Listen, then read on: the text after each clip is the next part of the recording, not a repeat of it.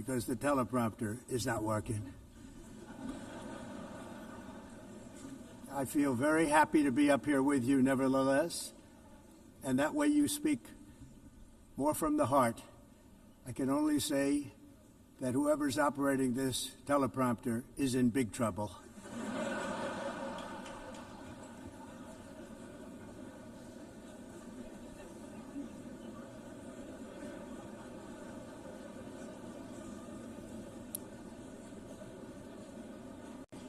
Hello, Madam First Lady. Thank you very much for being here. And Madam President, Mr. Secretary General, First Lady of the United States, distinguished delegates, ambassadors, and world leaders. 6 years have passed since I last stood in this grand hall and addressed a world that was prosperous and at peace in my first term. Since that day, the guns of war have shattered the peace I forged on 2 continents. An era of calm and stability gave way to one of the great crises of our time. And here in the United States, 4 years of weakness, lawlessness, and radicalism under the last administration delivered our nation into a repeated set of disasters. 1 year ago, our country was in deep trouble, but today, just 8 months into my administration, we are the hottest country anywhere in the world, and there is no other country even close. America is blessed with the strongest economy, the strongest borders, the strongest military, the strongest friendships, and the strongest spirit of any nation on the face of the earth. This is indeed the golden age of America.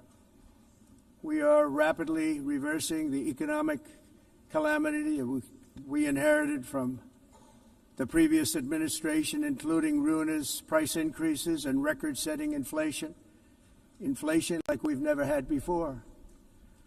Under my leadership, energy costs are down, gasoline prices are down, grocery prices are down, mortgage rates are down, and inflation has been defeated. The only thing that's up is the stock market, which just hit a record high. In fact, it hit a record high 48 times in the last short period of time. Growth is surging, manufacturing is booming. The stock market, as I said, is doing better than it's ever done. And all of you in this room benefit by that, almost everybody. And importantly, workers' wages are rising at the fastest pace in more than 60 years.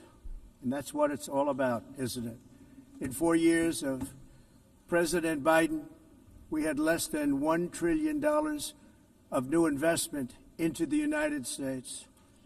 In just 8 months since I took office, we have secured commitments and money already paid for $17 trillion. Think of it, 4 years, less than $1 trillion, 8 months, much more than $17 trillion is being invested in the United States, and it's now pouring in from all parts of the world. We've implemented the largest tax cuts in American history and the largest regulation cuts in American history, making this once and again the best country on earth to do business.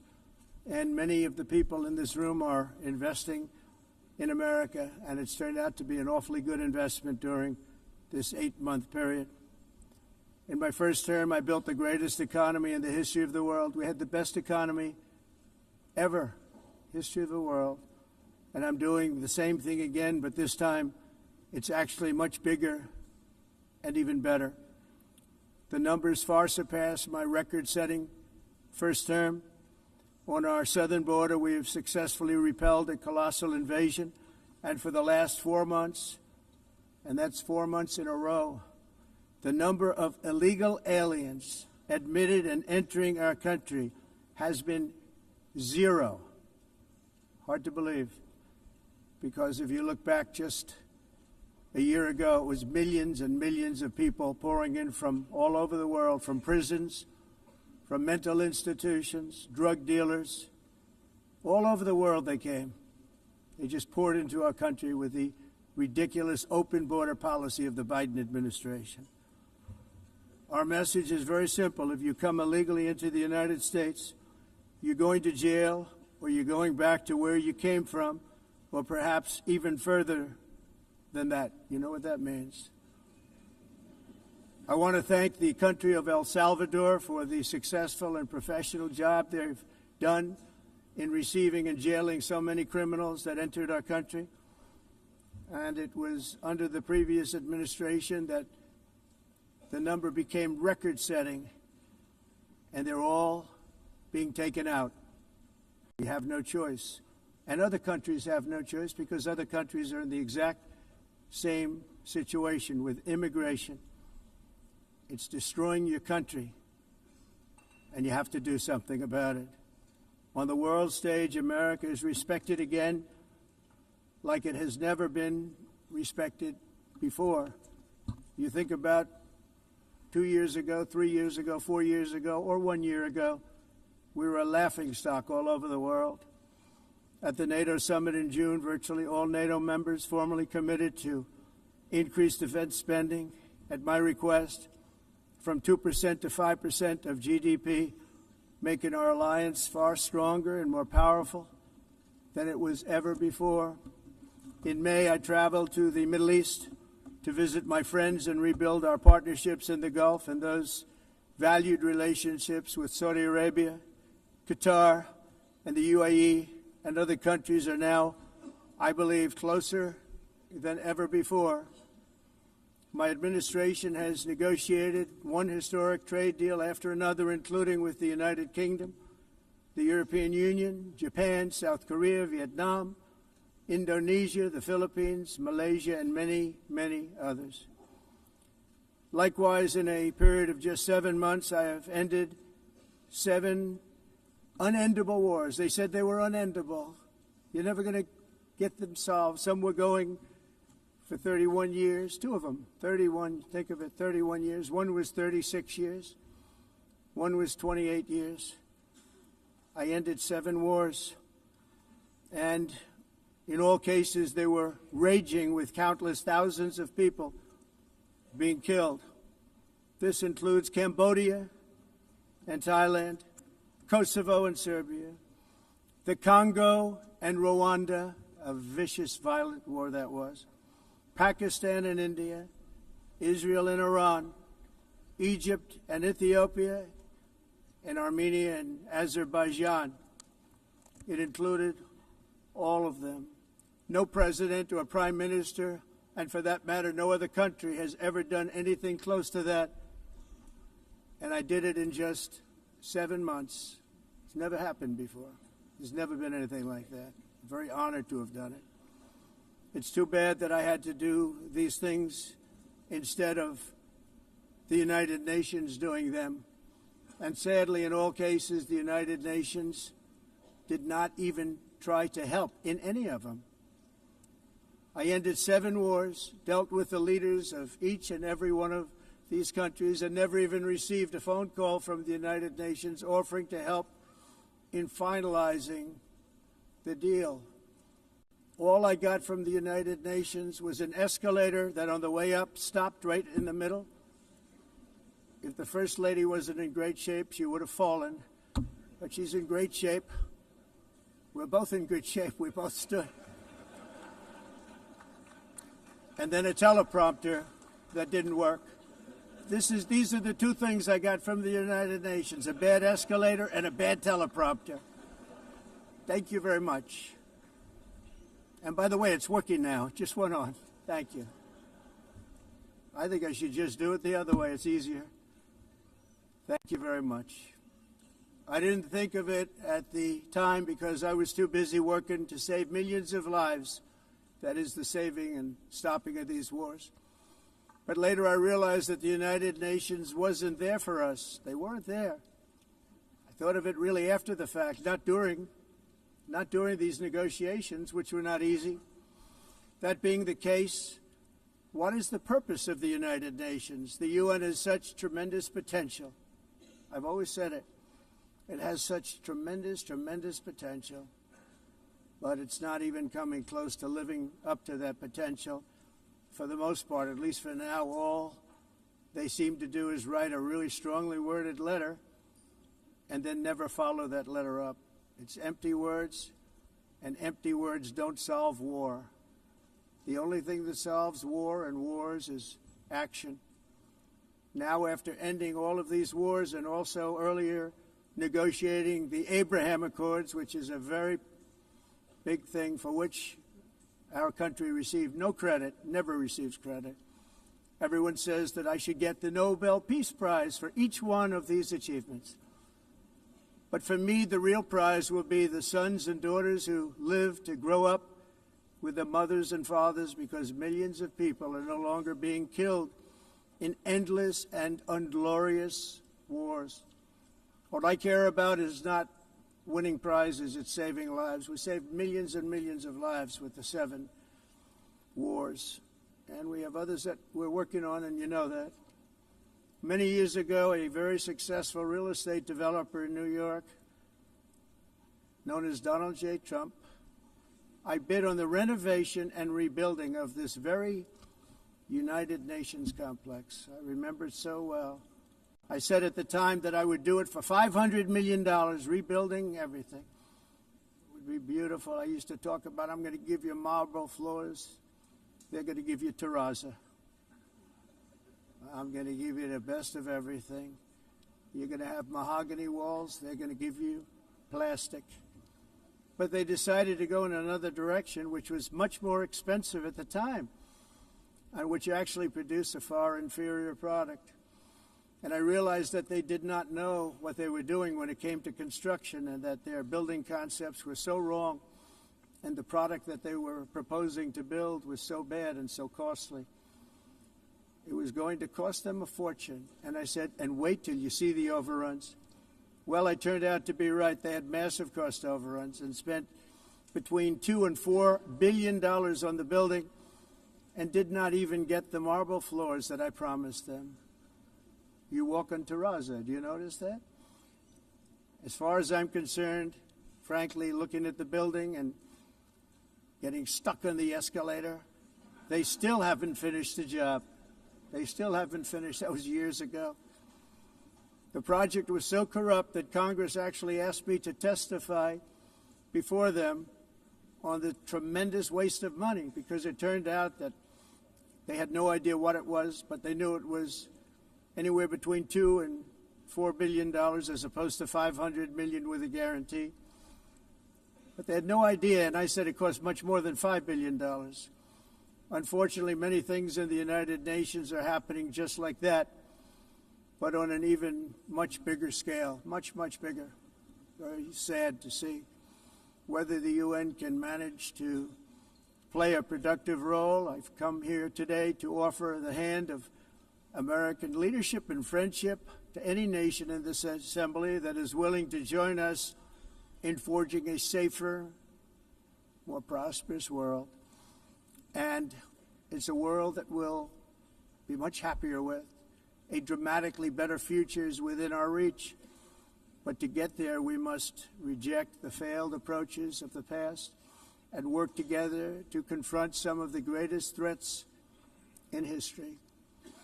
There is no more serious danger to our planet today than the most powerful and destructive weapons ever devised by man, of which the United States, as you know, has many. Just as I did in my first term, I've made containing these threats a top priority, starting with the nation of Iran. My position is very simple. The world's #1 sponsor of terror can never be allowed to possess the most dangerous weapon. That's why, shortly after taking office, I sent the so-called Supreme Leader a letter making a generous offer. I extended a pledge of full cooperation in exchange for a suspension of Iran's nuclear program.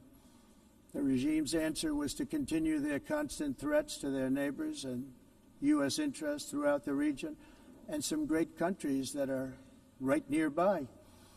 Today, many of Iran's former military commanders, in fact, I can say almost all of them, are no longer with us. They're dead.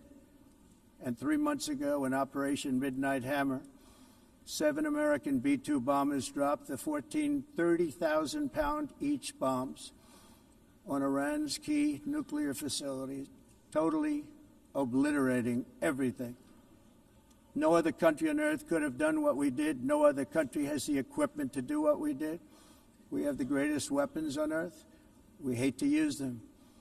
But we did something that for 22 years people wanted to do. With Iran's nuclear enrichment capacity demolished, I immediately brokered an end to the 12-day war, as it's called, between Israel and Iran, with both sides agreeing to fight no longer. As everyone knows, I have also been deeply engaged in seeking a ceasefire in Gaza. Have to get that done. Have to get it done. Unfortunately, Hamas has repeatedly rejected reasonable offers to make peace. We can't forget October 7th, can we? Now, as if to encourage continued conflict, some of this body is seeking to unilaterally recognize a Palestinian state. The rewards would be too great for Hamas terrorists for their atrocities. This would be a reward for these horrible atrocities, including October 7th, even while they refuse to release the hostages or accept a ceasefire. Instead of giving to Hamas and giving so much, because they've taken so much, they have taken so much. This could have been solved so long ago. But instead of giving in to Hamas's ransom demands, those who want peace should be united with one message: release the hostages now. Just release the hostages now. Thank you.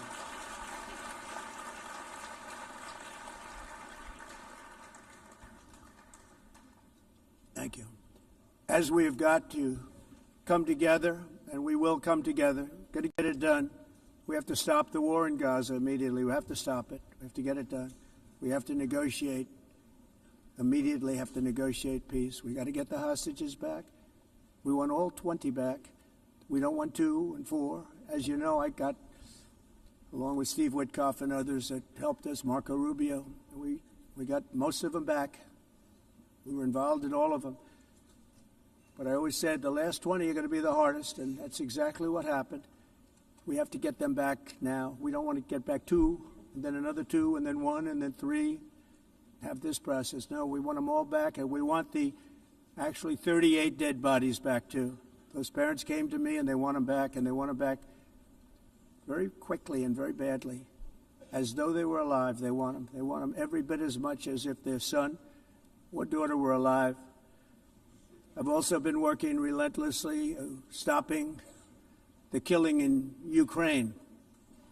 I thought that would be, of the 7 wars that I stopped, I thought that would be the easiest because of my relationship with President Putin, which had always been a good one.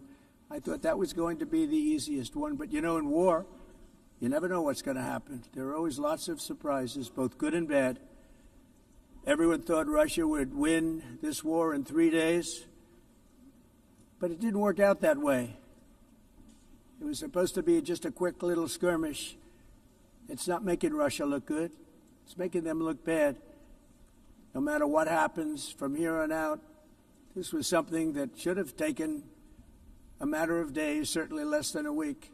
And they've been fighting for 3.5 years and killing anywhere from 5,000 to 7,000 young soldiers, mostly soldiers, on both sides, every single week, from 5,000 to 7,000 dead young people, and some in cities, much smaller numbers, where rockets are shot, where drones are dropped.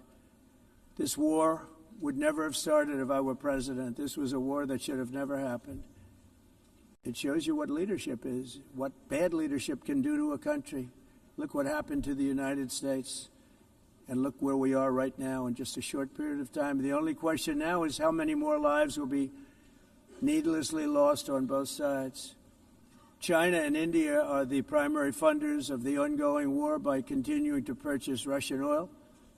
but inexcusably, even NATO countries have not cut off much Russian energy and Russian energy products, which, as you know, I found out about 2 weeks ago, and I wasn't happy. Think of it. They're funding the war against themselves. Who the hell ever heard of that one? In the event that Russia is not ready to make a deal to end the war, then the United States is fully prepared to impose a very strong round of powerful tariffs, which would stop the bloodshed, I believe, very quickly. But for those tariffs to be effective, European nations, all of you are gathered here right now, would have to join us in adopting the exact same measures. I mean, you're much closer to this. We have an ocean in between. You're right there. And Europe has to step it up. They can't be doing what they're doing. They're buying oil and gas from Russia while they're fighting Russia. It's embarrassing to them, and it was very embarrassing to them when I found out about it, I can tell you that. They have to immediately cease all energy purchases from Russia. Otherwise, we're all wasting a lot of time. So I'm ready to discuss this. We're going to discuss it today with the European nations, all gathered here. I'm sure they're thrilled to hear me speak about it, but that's the way it is. I like to speak my mind and speak the truth. As we seek to reduce the threat of dangerous weapons today, I'm also calling on every nation to join us in ending the development of biological weapons once and for all. And biological is terrible, and nuclear is even beyond, and we include nuclear in that. We want to have a cessation of the development of nuclear weapons. We know, and I get to view it all the time. Sir, would you like to see? And I look at weapons that are so powerful that we just can't ever use them. If we ever use them, the world literally might come to an end. There would be no United Nations to be talking about. There would be no nothing. Just a few years ago, reckless experiments overseas gave us a devastating global pandemic. Yet despite that worldwide catastrophe, many countries are continuing extremely risky research into bioweapons and man-made pathogens. This is unbelievably dangerous. To prevent potential disasters, I'm announcing today that my administration will lead an international effort to enforce Biological Weapons Convention, which is going to be meeting with the top leaders of the world by pioneering an AI verification system that everyone can trust. Hopefully the UN can play a constructive role, and it will also be one of the early projects under AI. Let's see how good it is, because a lot of people are saying it could be one of the great things ever, but it also can be dangerous, but it can be put to tremendous use and tremendous good, and this would be an example of that. Not only is the UN not solving the problems it should, too often, it's actually creating new problems for us to solve. The best example is the number one political issue of our time, the crisis of uncontrolled migration. It's uncontrolled. Your countries are being ruined. The United Nations is funding an assault on Western countries and their borders. In 2024, the UN budgeted $372 million in cash assistance to support an estimated 624,000 migrants journeying into the United States. Think of that. The UN is supporting people that are illegally coming into the United States, and then we have to get them out. The UN also provided food, shelter, transportation, and debit cards to illegal aliens. Can you believe that? On the way to infiltrate our southern border. Millions of people came through that southern border. Just a year ago, millions and millions of people were pouring in, 25 million altogether over the 4 years of the incompetent Biden administration. And now we have it stopped, totally stopped. In fact, they're not even coming anymore because they know they can't get through. But what took place is totally unacceptable. The UN is supposed to stop invasions, not create them and not finance them. In the United States, we reject the idea that mass numbers of people from foreign lands can be permitted to travel halfway around the world, trample our borders, violate our sovereignty, cause unmitigated crime, and deplete our social safety net. We have reasserted that America belongs to the American people, and I encourage all countries to take their own stand in defense of their citizens as well. You have to do that because I see it. I'm not mentioning names. I see it, and I could call every single one of them out. You're destroying your countries. They're being destroyed. Europe is in serious trouble. They've been invaded by a force of illegal aliens like nobody's ever seen before. Illegal aliens are pouring into Europe. Nobody has ever, and nobody's doing anything to change it, to get them out. It's not sustainable. And because they choose to be politically correct, they're doing just absolutely nothing about it. And I have to say, I look at London, where you have a terrible mayor, terrible, terrible mayor. And it's been so changed, so changed. Now they want to go to Sharia law. But you're in a different country. You can't do that. Both the immigration and their suicidal energy ideas will be the death of Western Europe if something is not done immediately. This cannot be sustained. What makes the world so beautiful is that each country is unique. But to stay this way, every sovereign nation must have the right to control their own borders. You have the right to control your borders, as we do now, and to limit the sheer numbers of migrants entering their countries and paid for by the people of that nation that were there and that built that particular nation at the time. They put their blood, sweat, tears, money into that country, and now they're being ruined. Proud nations must be allowed to protect their communities and prevent their societies from being overwhelmed by people they have never seen before, with different customs, religions, with different everything. Where migrants have violated laws, lodged false asylum claims, or claimed refugee status for illegitimate reasons, they should, in many cases, be immediately sent home. And while we will always have a big heart for places and people that are struggling and truly compassionate, answers will be given. We have to solve the problem, and we have to solve it in their countries, not create new problems in our countries. And we are very helpful to a lot of countries that are just not able to send their people anymore. They used to send them to us in caravans of 25,000, 30,000 people each. These massive caravans of people pouring into our country, totally unchecked and unvetted. But not anymore.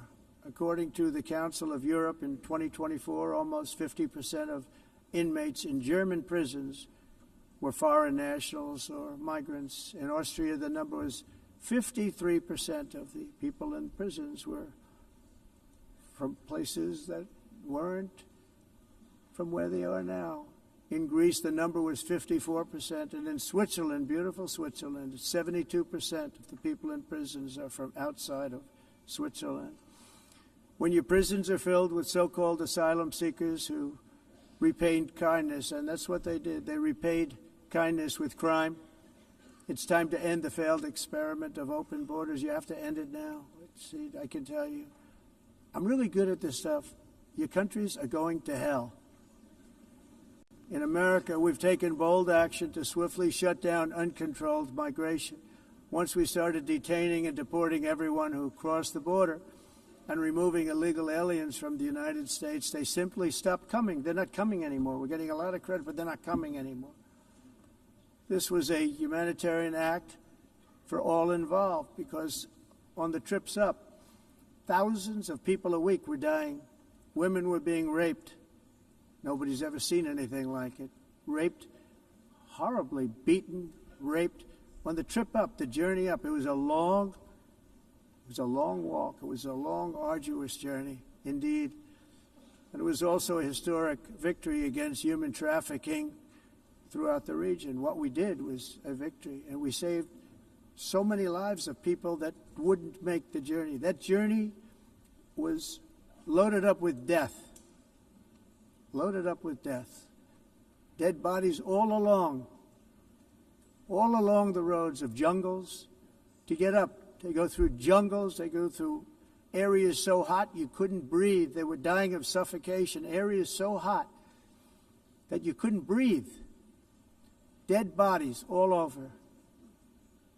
By them not coming, we're saving tremendous numbers of lives. My people have done a fantastic job in doing what they did, and the American public agrees with it. I mean, I was very proud to see this morning I have the highest poll numbers I've ever had. Part of it is because of what we've done on the border. I guess the other part is what we've done on the economy. Joe Biden's policies empowered murderous gangs, human smugglers, child traffickers, drug cartels, and prisoners from all over the world. The previous administration also lost nearly 300,000 children. Think of that. They lost more than 300,000 children, little children, who were trafficked into the United States on the Biden watch, many of whom have been raped, exploited, and abused, and sold. Sold. Nobody talks about that. The fake news doesn't write about it. With many others, young children who are missing or dead. And we found a lot of these children, and we're sending them back, and we've been sending them back to their parents. They said, nobody knows who they are. They said, where do you come from? And they'll give us a country, and we'll find out, and we'll figure it out, and we'll bring them back to their homes. And the mother and father rush to the door, and their tears in their eyes. They can't believe that they're seeing their son or daughter, their little son or daughter again. We've done almost 30,000 of them so far. Any system that results in the mass trafficking of children is inherently evil. Yet that is exactly what the globalist migration agenda has done, and it's what it's all about.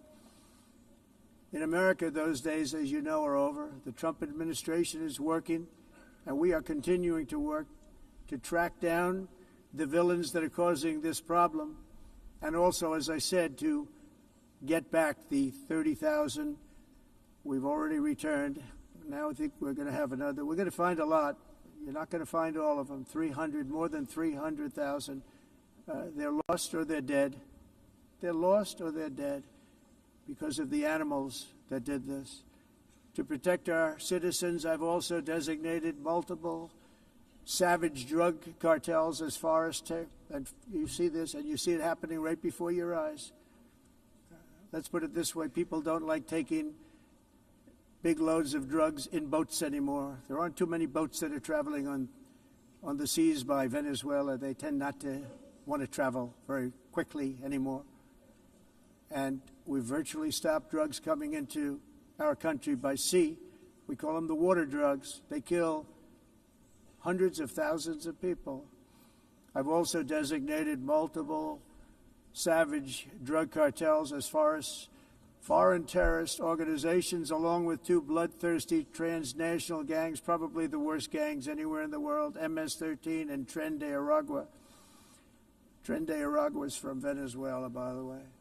Such organizations torture, maim, mutilate, and murder with impunity.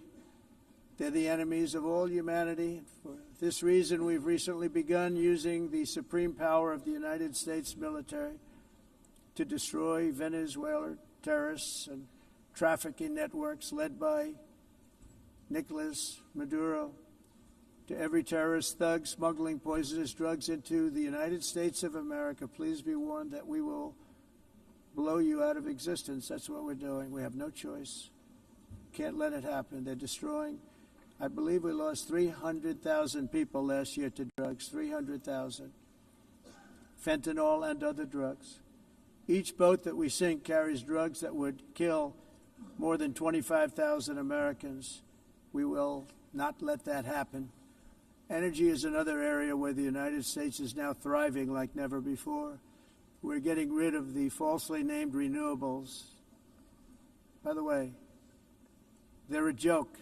They don't work. They're too expensive.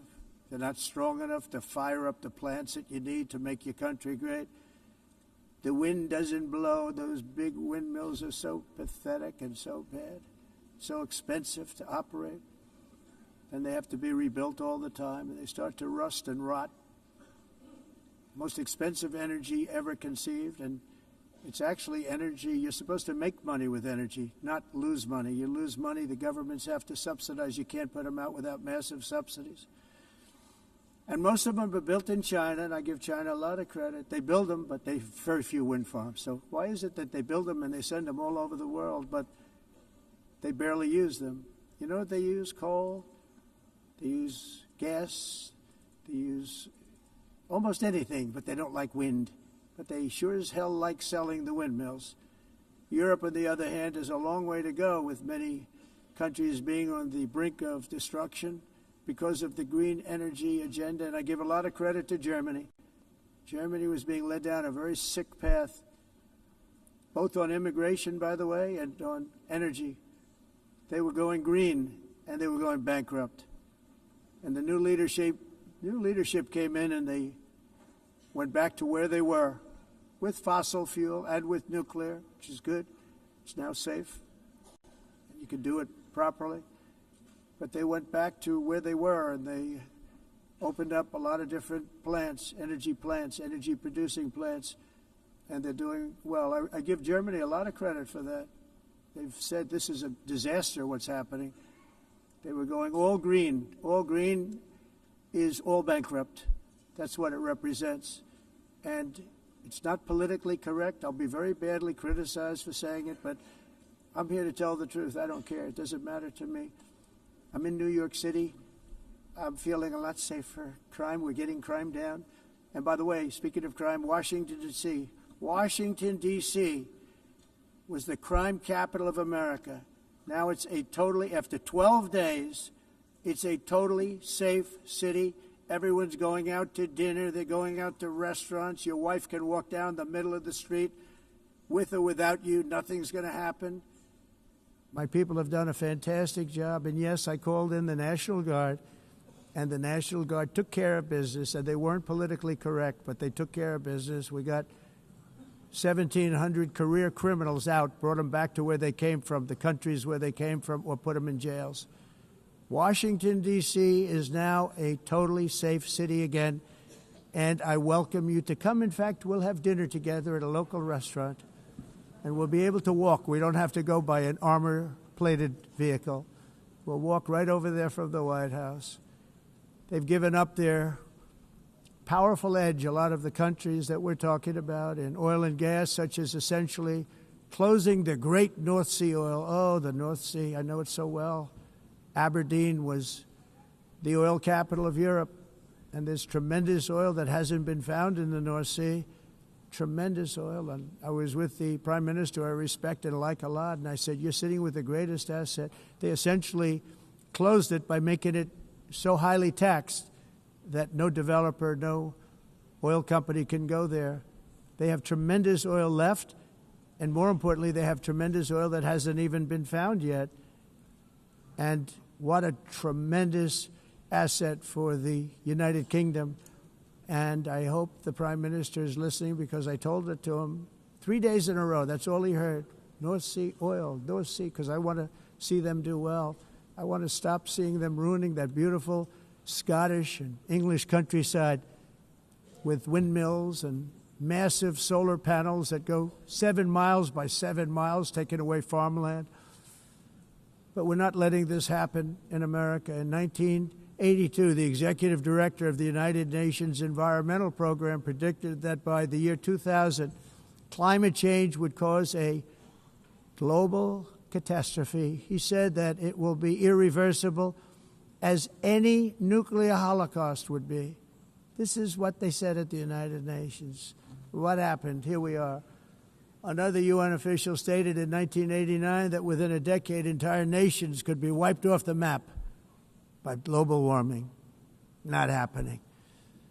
You know, it used to be global cooling. If you look back years ago in the 1920s and the 1930s, they said, global cooling will kill the world. We have to do something. Then they said global warming will kill the world, but then it started getting cooler, so now they could just call it climate change, because that way they can't miss. It's climate change, because if it goes higher or lower, whatever the hell happens, there's climate change. It's the greatest con job ever perpetrated on the world, in my opinion. Climate change, no matter what happens, you're involved in that. No more global warming, no more global cooling. All of these predictions made by the United Nations and many others, often for bad reasons, were wrong. They were made by stupid people that have cost their countries fortunes and given those same countries no chance for success. If you don't get away from this green scam, your country is going to fail. And I'm really good at predicting things, you know. They actually said during the campaign they had a hat, the best-selling hat. Trump was right about everything. And I don't say that in a braggadocious way, but it's true. I've been right about everything. And I'm telling you that if you don't get away from the green energy scam, your country is going to fail. And if you don't stop people that you've never seen before, that you have nothing in common with, your country is going to fail. I'm the President of the United States, but I worry about Europe. I love Europe. I love the people of Europe. And I hate to see it being devastated by energy and immigration. This double-tailed monster destroys everything in its wake, and they cannot let that happen any longer. You're doing it because you want to be nice. You want to be politically correct, and you're destroying your heritage. They must take control strongly and immediately of the unmitigated immigration disaster and the fake energy catastrophe before it's too late.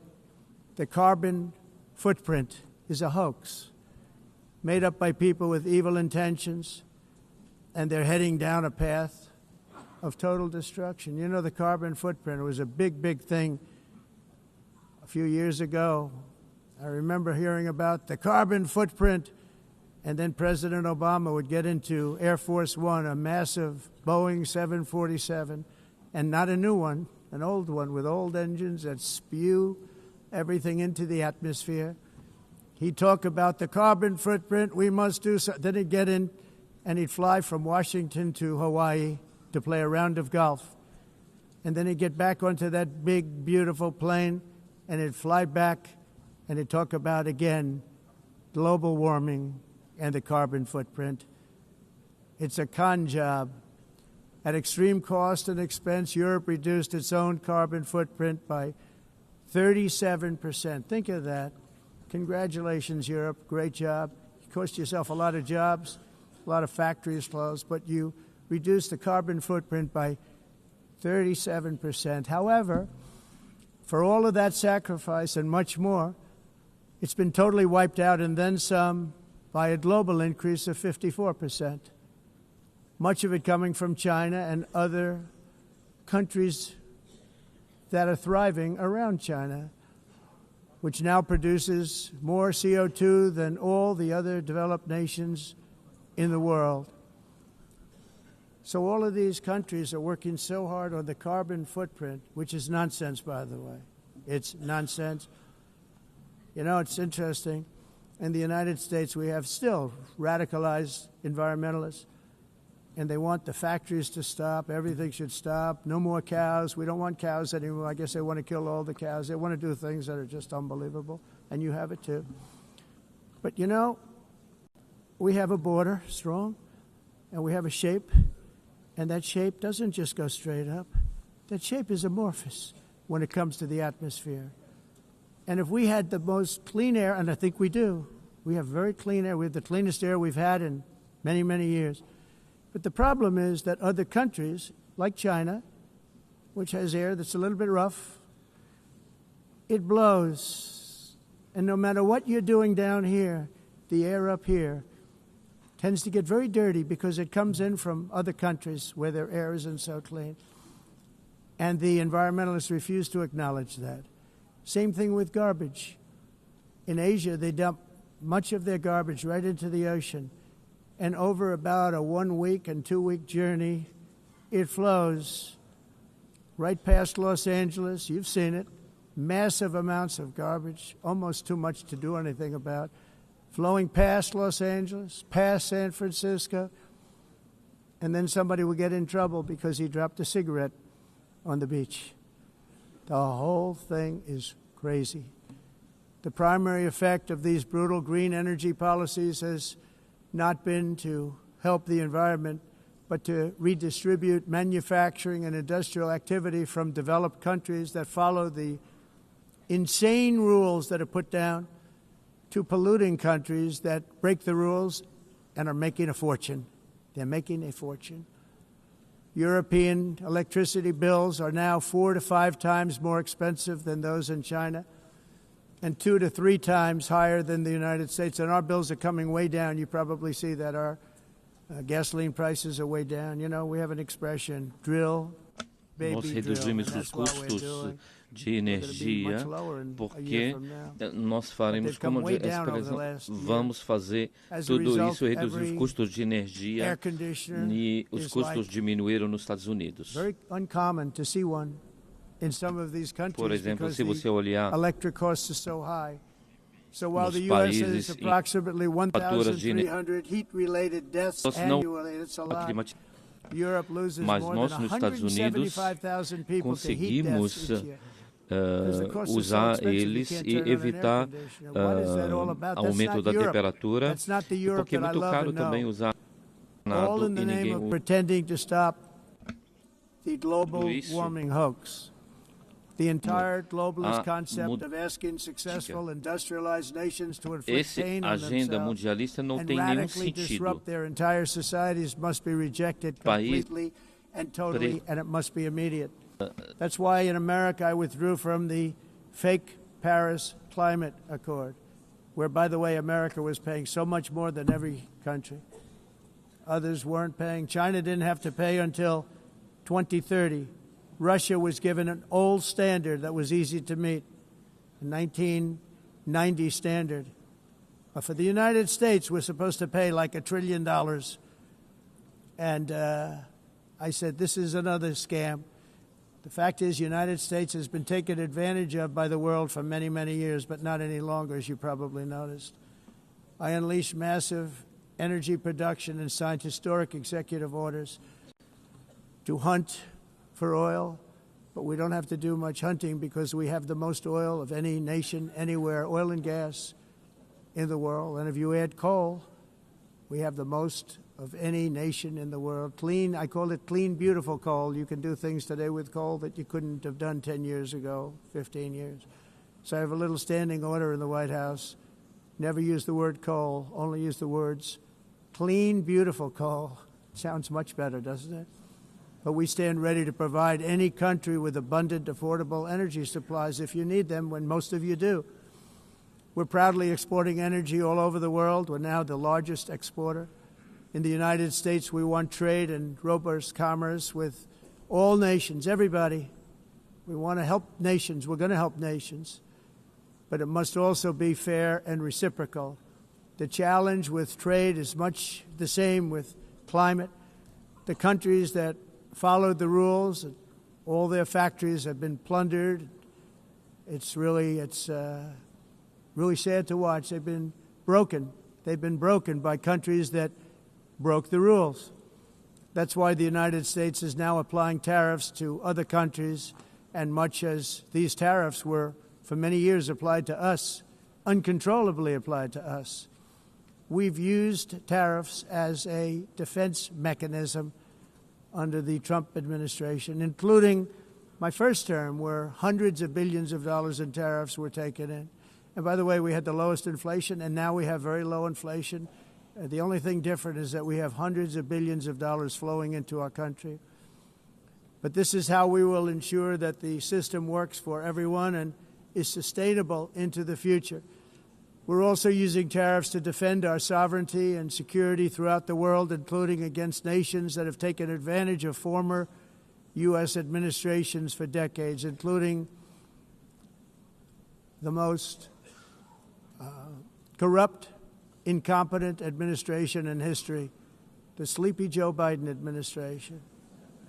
Brazil now faces major tariffs in response to its unprecedented efforts to interfere in the rights and freedoms of our American citizens and others, with censorship, repression, weaponization, judicial corruption, and targeting of political critics in the United States. I have a little problem saying this because I must tell you, I was walking in and the leader of Brazil was walking out. We saw him, and I saw him, he saw me, and we embraced. And then I'm saying, can you believe I'm going to be saying this in just 2 minutes? But we actually agreed that we would meet next week. We didn't have much time to talk, like about 20 seconds. They were in retrospect, I'm glad I waited because this thing didn't work out too well. But we did talk. We had a good talk, and we agreed to meet next week, if that's of interest. But he seemed like a very nice man, actually. He liked me, I liked him. But if you, and I only do business with people I like.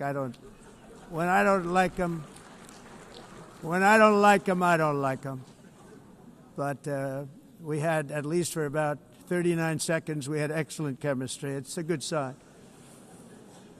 But also in the past, Brazil, can you believe this, unfairly tariffed our nation, but now because of our tariffs, we are hitting them back, and we're hitting them back very hard. As president, I will always defend our national sovereignty and the rights of American citizens. So I'm very sorry to say this, that Brazil is doing poorly and will continue to do poorly.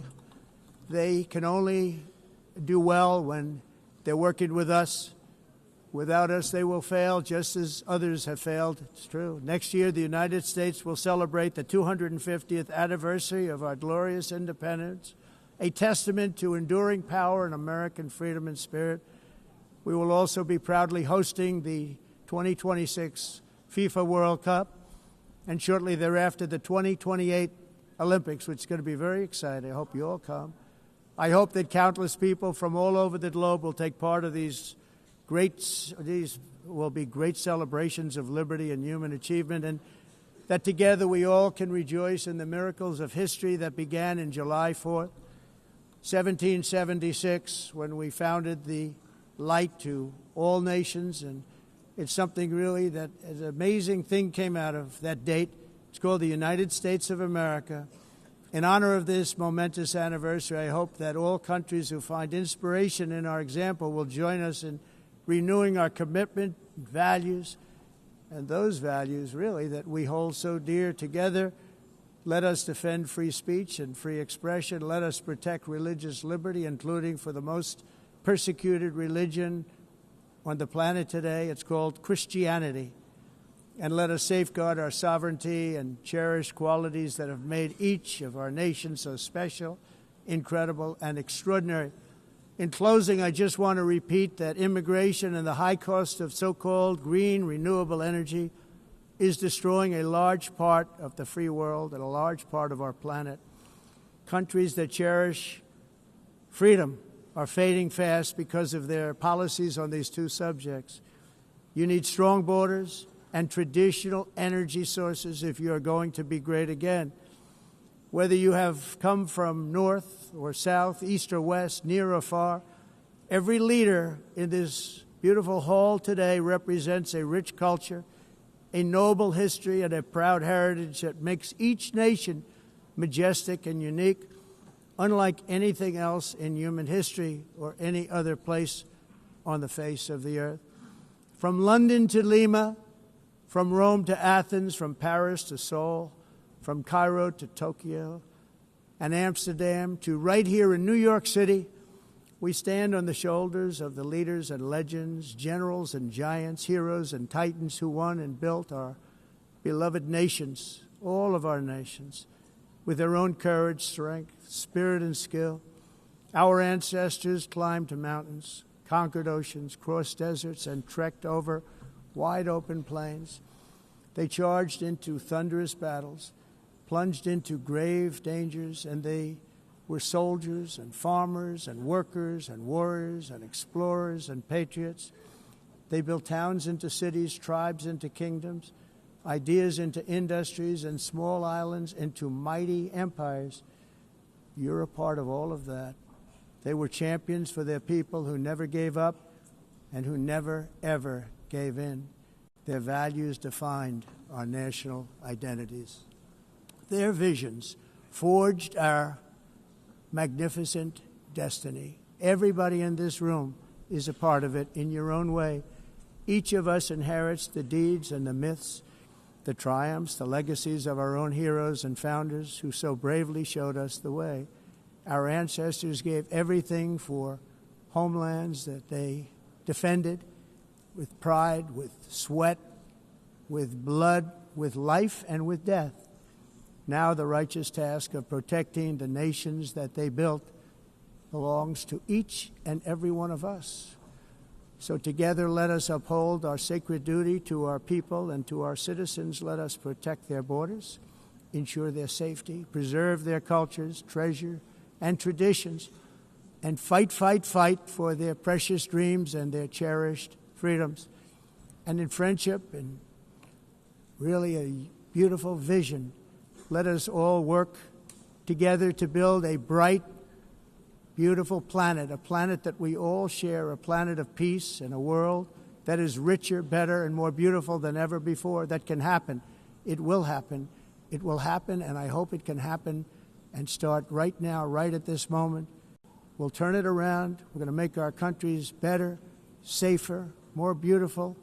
We're going to take care of our people. Thank you very much. It's been an honor. God bless the nations of the world. Thank you very much. Bye.